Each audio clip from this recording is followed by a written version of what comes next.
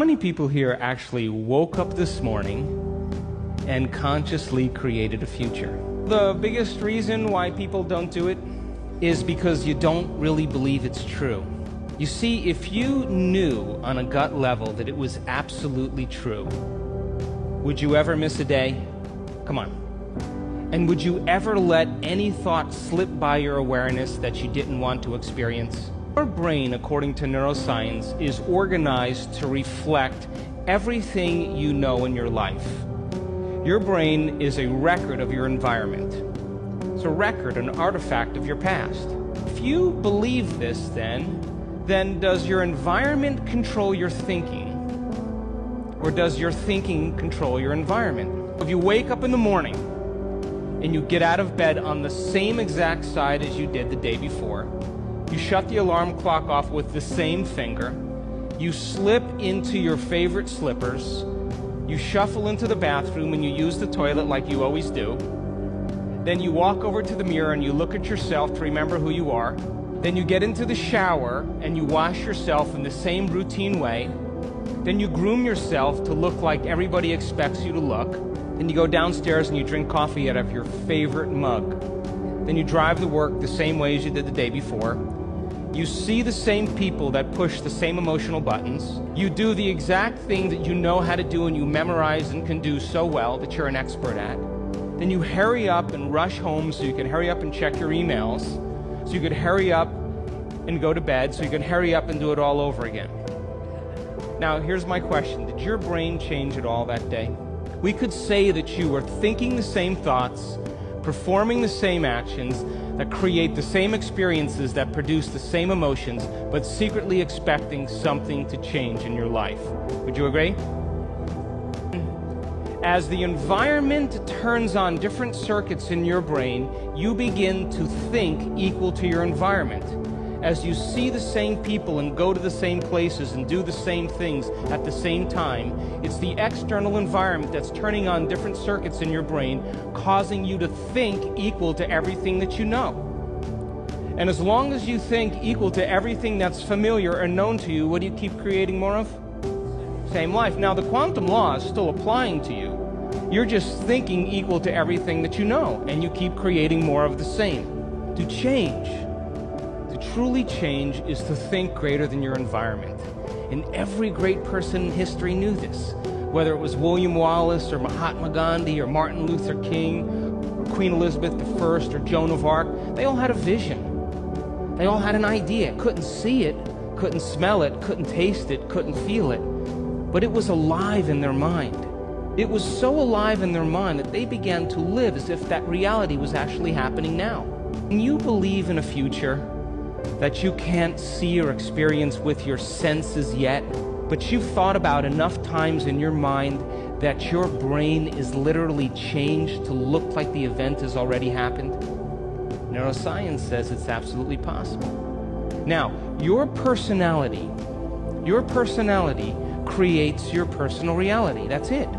It's that simple. And your personality is made up of how you think, how you act, and how you feel. Present personality who's sitting here today, you, has created the present personal reality called your life. Would you agree? Would you also agree then, if you wanted to create a new personal reality, that on a fundamental level you would have to change the thoughts that you are thinking, the behaviors and habits that you're demonstrating, and the emotions that you've memorized that's become part of your identity? And most people try to create a new personal reality as the same personality, and it never works. We have to become somebody else.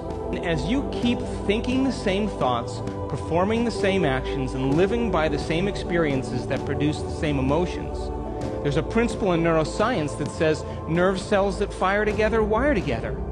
And if you keep repeating the same states of mind and body over and over again, your brain begins to fire in the same sequences, in the same patterns and same combinations. And whenever you make your brain work in a certain way, that's called mind. Mind is the brain in action. As you remind yourself every day who you think you are, you're causing your brain to fire in the exact same ways. And as they fire and wire in the same patterns over time, the brain moves into a very finite signature, and that's called your personality. Now, that box in your brain isn't literally a box, but it's the most commonly wired, neurologically fired programs that run redundantly because we keep doing the same things over and over again. To change your mind, then, is to make the brain work in new sequences and new patterns and new combinations, to begin to make the brain work differently.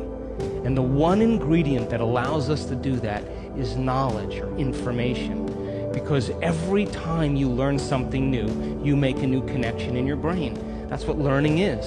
Learning is forging new connections. Remembering is maintaining or sustaining those connections. Now, every time you have a thought, you make a chemical. And if you have a great thought, or an unlimited thought, or a joyful thought, you turn on a set of circuits in your brain that fires in a very specific sequence, pattern, and combination that produces a level of mind that turns on another part of the brain that makes a chemical for you to begin to feel exactly the way you were just thinking. Great or unlimited or joyful.